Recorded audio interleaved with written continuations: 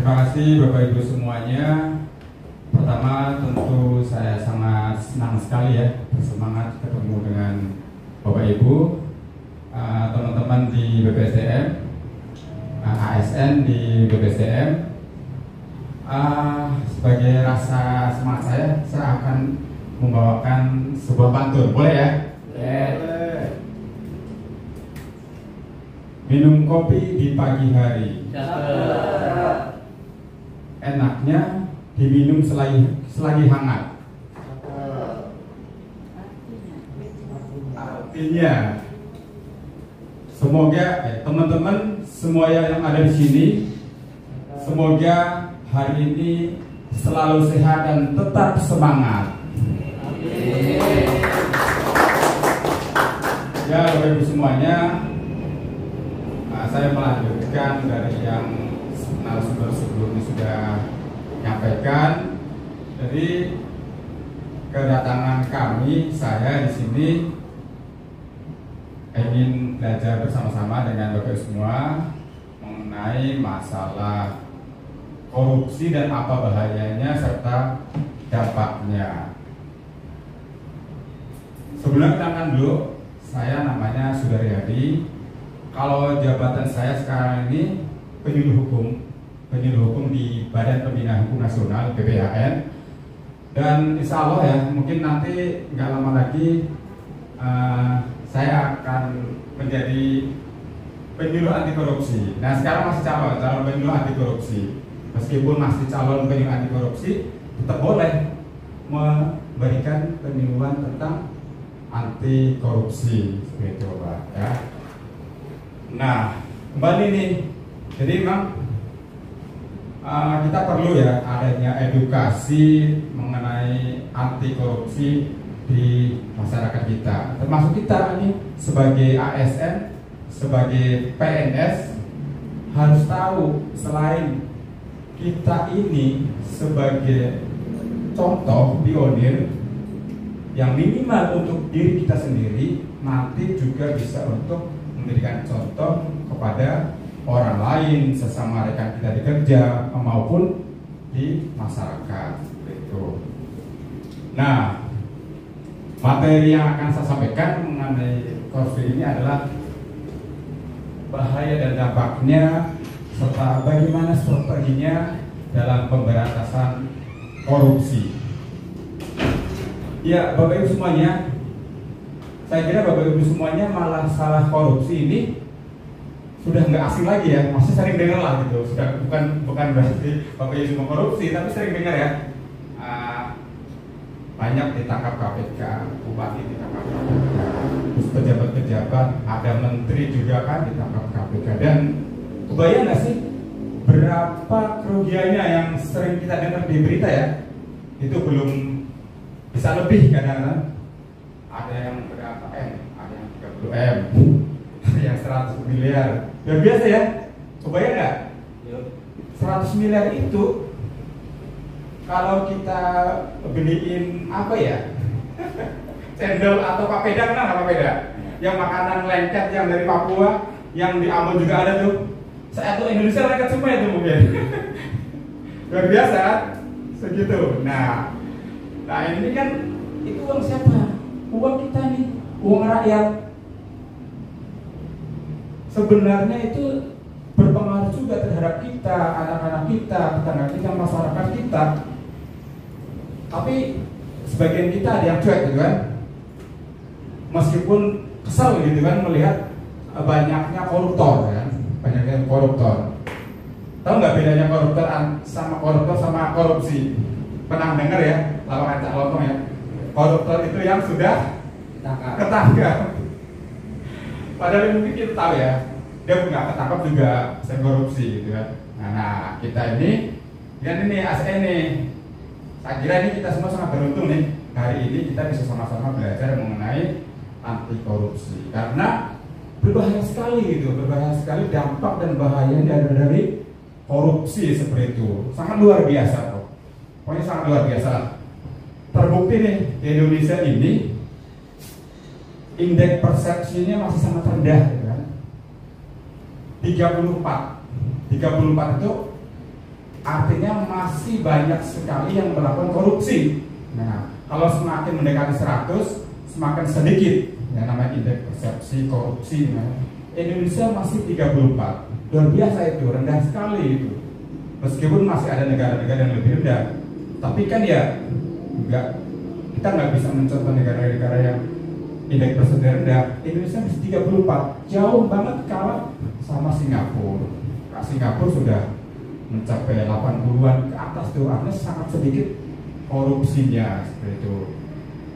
Nah, ini tugas siapa nih?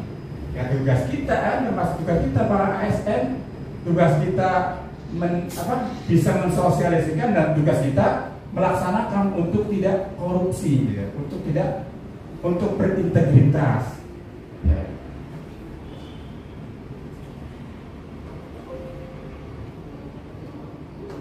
Nah, ini mungkin dasar hukum nanti bisa dibaca sendiri ya, karena banyak ya dasar hukum yang terkait tentang korupsi, bagaimana korupsi kerugiannya, bagaimana strateginya ada di undang-undang ini. Nah, Bapak Ibu semuanya, ya biar lebih kenal ya, apa sih arti korupsi sih? Kok sering disebut gitu kan? Sering disebut dari bahasa Latin corruptio, itu artinya itu keburukan, kebejatan, gitu kan, kebusukan, pemutar balik, tidak bermoral. Nah, itu yang namanya korupsi. Makanya orang yang koruptor ya seperti ini, dia itu udah busuk gitu, busuk, buruk, tidak bermoral, mencuri uang rakyat. Kebayang kan? Nanti kita akan tuntut sama-sama di akhirat, ya kan? Nah gitu, jadi kan itu uang rakyat yang dicuri loh, uang kita loh. Dia nggak ngerti bahwa mereka para koruptor akan dibalas nanti di akhirat. Orang rakyat Indonesia akan menuntut, meminta. Nah ini kita menjadi contoh kita nih, menjadi contoh kita agar kita tidak melakukan korupsi. Nah arti yang lain biasanya tuh penyalahgunaan wewenang. Dia punya kekuasaan, terus kemudian digunakan untuk kepentingan pribadi, kekayaan pribadi. Nah, nanti keterkaitan korupsi ini bukan hanya yang dari pegawai negeri aja, swasta yang terkait, karena dia juga mengakibatkan terjadinya korupsi, nanti bisa ditangkap dan ditangkap dan dipidana seperti itu. Nah, ini arti dari korupsi ya, busuk, buruk, tidak bermoral dan lain sebagainya lah. Nah kita akan seperti itu. Coba bayangkan kan, korupsinya sampai berapa? Ada 100 miliar, berbiasa kan? Dana bansos lagi. Nah ini beberapa hal ya, dampaknya. Dampaknya tadi sudah disampaikan di mungkin kita sedikit menambahi saja. Jadi dampaknya dampak ekonomi, kesehatan, terhadap pembangunan, kemiskinan, apalagi sampai menjadi budaya, menjadi budaya. Jelas lah kalau secara ekonomi, kalau banyaknya korupsi di Indonesia, para investor nggak akan mau masuk, nggak akan, gitu kan? Karena nanti khawatir rugi di korupsi, gitu kan? Nah, maka ekonomi nggak akan bisa naik kalau banyaknya korupsi. Terhadap kesehatan, mungkin kita ingat ya, zamannya COVID, waktu itu ada yang menteri yang sudah ditangkap juga waktu zaman COVID itu terkait penyalahgunaan wewenang terkait alat kesehatan di waktu COVID-19. Luar biasa itu kan, lagi COVID, terus obat-obatan kualitasnya dikurangin, alat-alat kesehatan dikurangin. Itu udah kejahatan luar biasa tuh, dosanya udah double lah. Terus kemudian pembangunan. Nah, pembangunan ini juga parah nih di Indonesia ya. Jadi kalau menurut survei itu, terhadap pembangunan ini itu korupsinya sampai 40% gitu. Luar biasa kan? Misalnya nih apa nih? Kalau kita bangun rumah misalnya semen sama pasir itu, misalnya semennya 10 ember, pasirnya 10 ember, semennya 8 ember misalkan, terus dikorupsi semennya masih, pasirnya masih 10 ember, semennya cuma berapa nih? Cuma 4. Ini pasti ambruk nanti kan, nggak lama ambruk kan gedungnya. Terus kemudian dicontohkan jembatan kan, jembatan itu pasti kan dikorupsi, speknya jadi berubah sampai 40%. Sisanya buat apa? Buat bancakan para yang panitia panitianya lah seperti itu. Jadi seperti itu. Ya kita nggak ngerti, kita dibohongin kan. Dan apa namanya? Itu hanya laporannya seperti benar, padahal faktanya seperti itu. Sampai 50% yang belusnya dibagi-bagi. Gimana nggak jembatan ambruk, gedung gampang ambruk, karena speknya memang nggak sesuai. Dampak pembangunan. Kalau sampai gedungnya ambruk, jembatannya ambruk, di bawahnya ada mobil, ada manusia pada meninggal, itu jauh lebih besar itu ya. Apa namanya? Akibatnya kerugiannya. Misalnya kerugiannya tadi jembatan ambruk cuma 10 M, di bawahnya ada yang meninggal, terus barang-barang rusak yang lain, itu bisa 10 M lagi gitu kan. Itu korupsi yang kita seperti itu sampai ke situ. Terus kemudian kalau kemiskinan pasti ya, pasti. Jadi ketika banyaknya korupsi di Indonesia, yang miskin malah miskin, susah cari kerja gitu kan, cari kerja. Yang kaya makin kaya. Tapi gak usah khawatir, gak usah pusing, mereka itu uangnya nggak akan berkah. Para koruptor itu. Nah, kita ini sebagai ASN, sebagai PNS, kita berkewajiban nih untuk menjadi orang-orang yang bisa mengingatkan, minimal menjadi contoh kita, minimal menjadi contoh untuk teman-teman kita, sampai korupsi bisa menjadi budaya. Ini kan yang parah kan, korupsi jadi budaya. Misalkan apa nih? Apa-apa harus pakai uang gitu. Bahaya sekali, bahaya. Nah, saya menambahkan pertanyaan tadi ya. Jadi ini strateginya. Paling tidak ada 3, betul. Ada 3. Ada penindakan, ada perbaikan sistem, ada edukasi. Pertama penindakan. Kalau sudah kadung korupsi tertangkap, mau nggak mau harus ditindak, ditangkap, diadili, ya, diadili. Tapi 3 elemen ini harus terus digerakkan gitu, nggak bisa hanya satu, nggak bisa. Tetap harus 3-3-nya. Tapi kalau yang sudah berburu korupsi, tertangkap, tersangka, ya dia harus diadili, dipidana, penindakan. Biayanya besar, gitu, biayanya besar banget gitu kan, mulai dari penyelidikan, penyidikan, nanti penuntutan, persidangan, pakai uang negara. Penindakan, tapi itu harus dilakukan biar ada efek jerak. Meskipun terbayang ya, mungkin ya perlu kita kritisi ya Bapak kan, mungkin pidananya masih kurang berat gitu kan. Kalau di stand komedi ya gini, mungkin dicari hukuman yang lain, misalnya ajak berenang gitu ya, ajak berenang sama buaya gitu kan. Pas itu malaikat Israel udah nunggu di depan itu. Terus yang kedua perbaikan sistem. Ini maksudnya apa nih? Kalau bisa nih di Indonesia semua layanan tuh pakai online gitu ya, pakai digital, nggak ada yang langsung. Meskipun sekarang masih ada, itu berpeluang sekali untuk adanya penyuapan, gratifikasi, korupsi. Kalau layanannya langsung, kalau pembayaran langsung, makanya diusahakan perbaikan sistem ini semua dengan digital, dengan online ya, dengan online. Saya tidak tahu nih di BPSDM ada nggak layanan yang langsung gitu kan, yang pembayaran langsung. Nggak ada juga mungkin ya, yang model PNBP.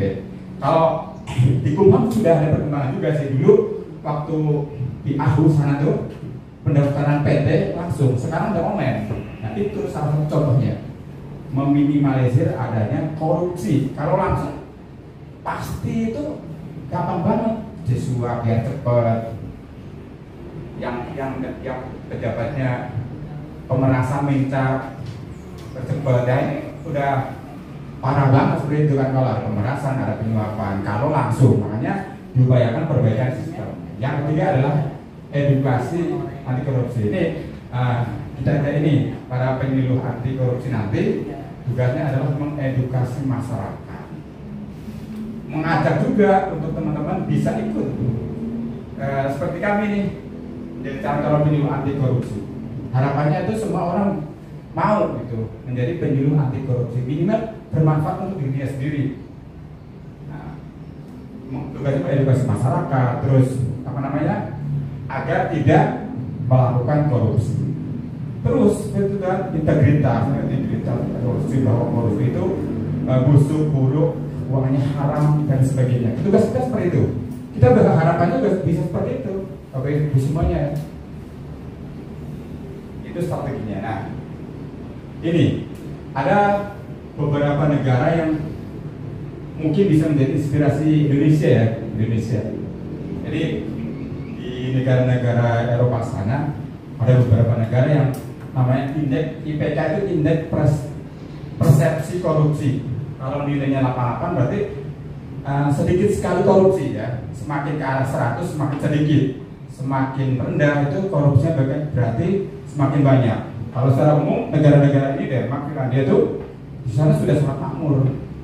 Biaya kesehatan gratis, pendidikan gratis.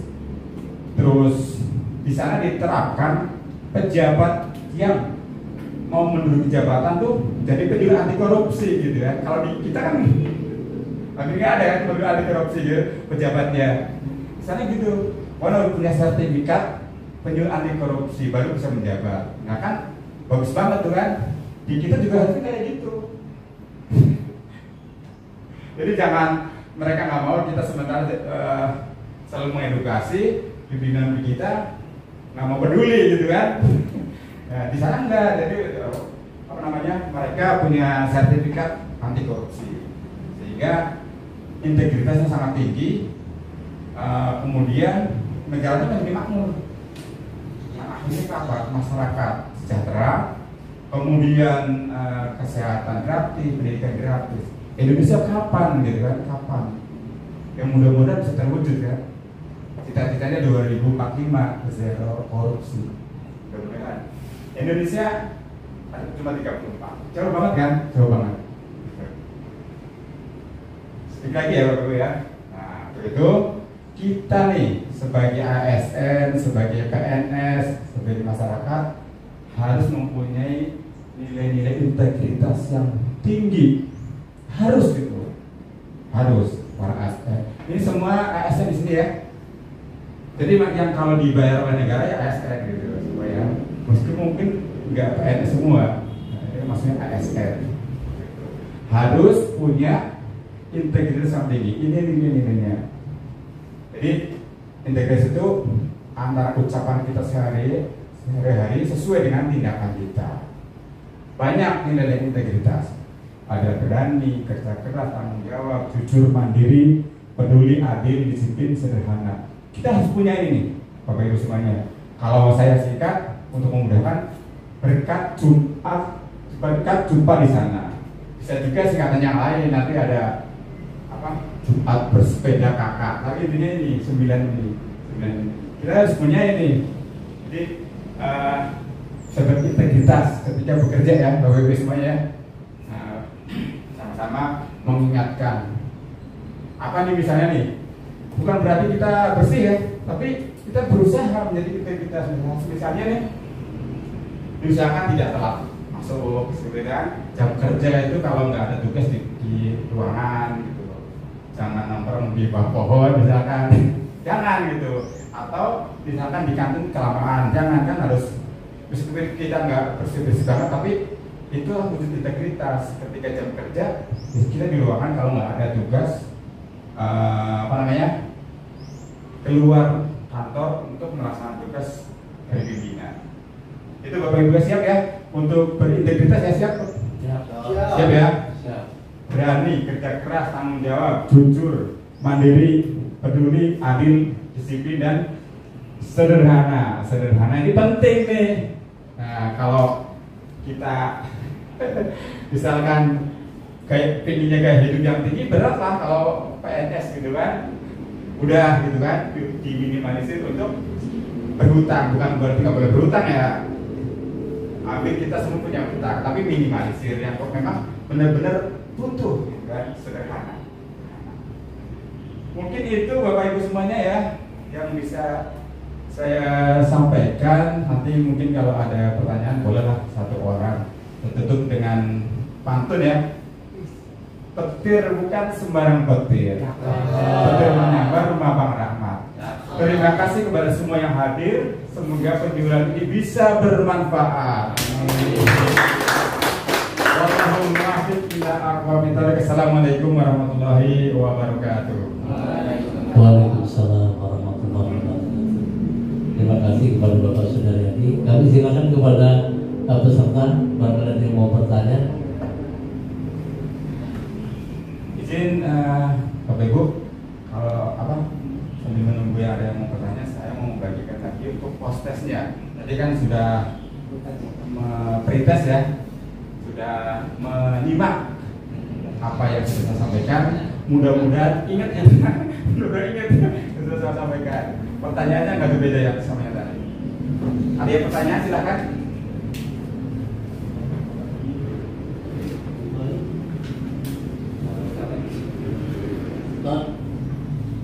Ya.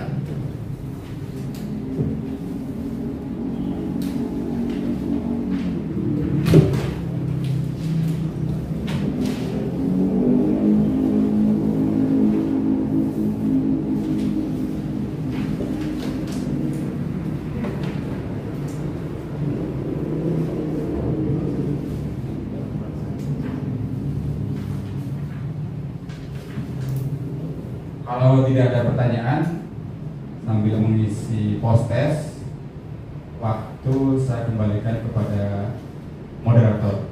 Terima kasih.